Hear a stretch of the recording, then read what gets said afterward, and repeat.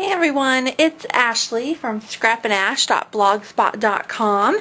I just want to say thank you for subscribing to my videos. If you haven't, go ahead and do it. I am uploading quite a few.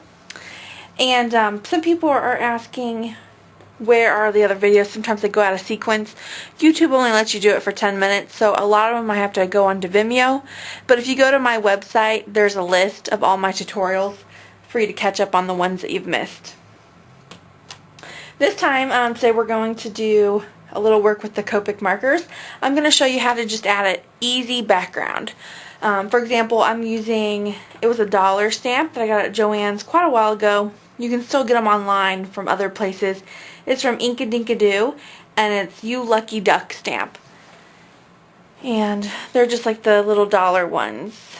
And what I did was I went ahead and stamped it with Ranger Erdenac Pitch Black ink, which I also sell at my website.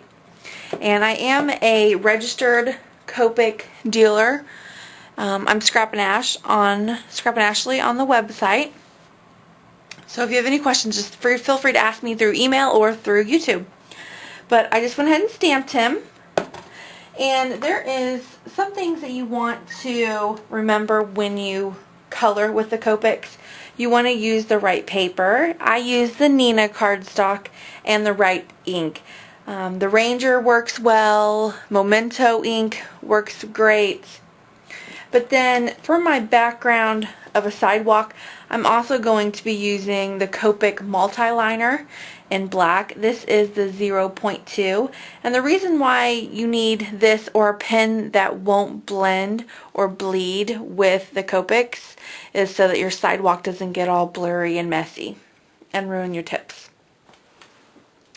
Okay, so to draw a simple sidewalk, I just left some room at the bottom, and I'm going to just use a simple ruler and a pencil.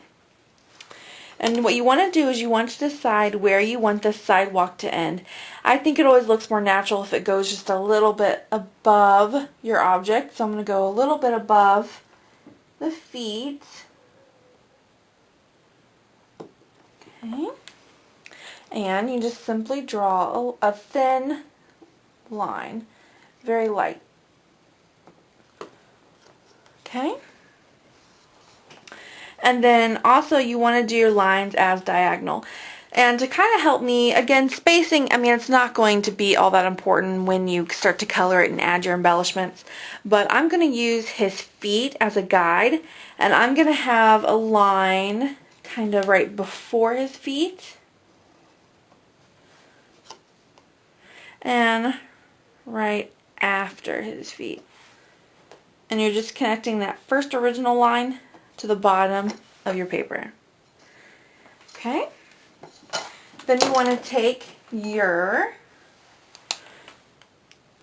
Copic multi-liner and you're just going to draw over those lines.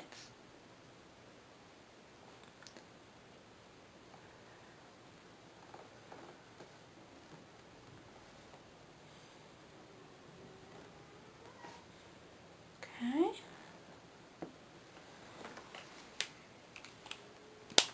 And then I can see where I've kind of missed that. So I'm just going to go back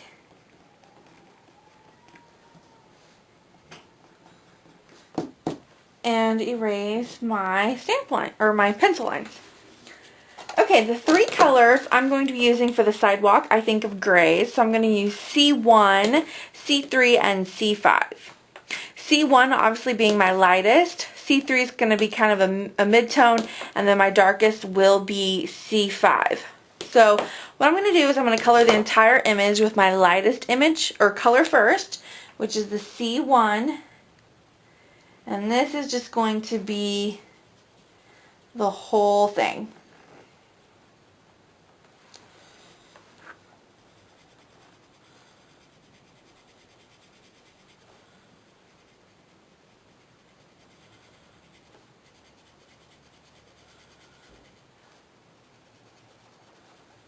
You're just going to do little circles And you really want to get the paper evenly saturated. I know I've said that many times in all my videos, so. Okay. And then I'm going to take the C3 and I'm just going to start to flick in some colors.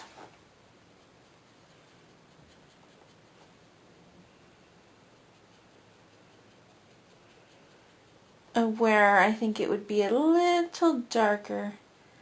And the nice thing about this is my C1's getting kind of dry, so I might not even really need to use C3 or C5. And then remember, the Zero, the colorless blender, is not a blender, it's an eraser. So to blend, you go back over with your lightest color again. And you just color over it until it starts to blend and gives you that desired look you want.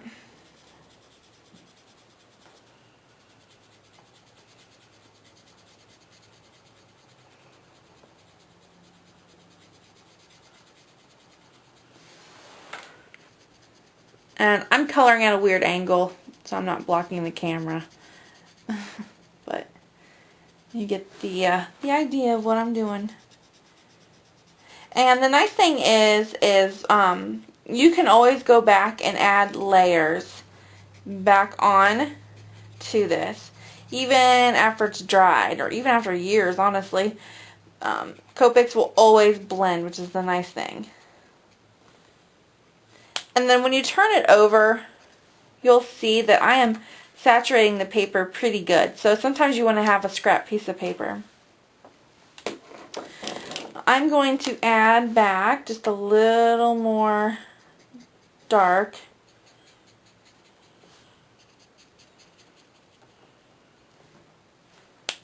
Kind of right where the sidewalk meets.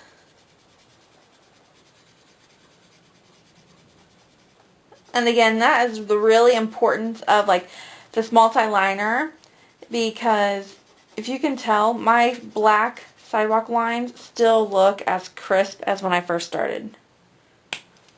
Okay, so there is the sidewalk, and I'm going to just add some little grass.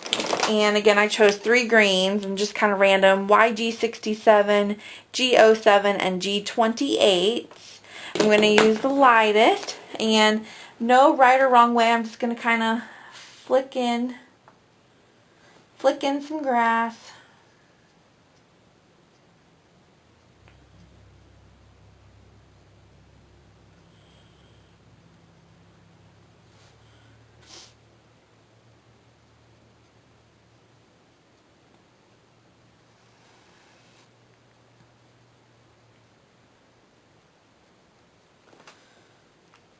Okay, and I'm going to go back over with another color and kind of do the same thing.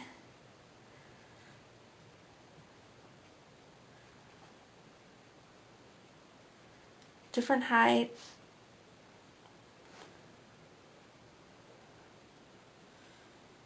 Kind of filling in my little spots I left open.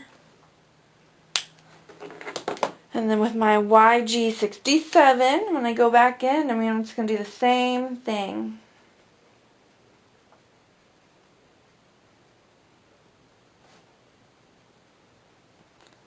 This time though, I'm really going to use this color, and I'm going to kind of try to cover up all the white spaces at the line.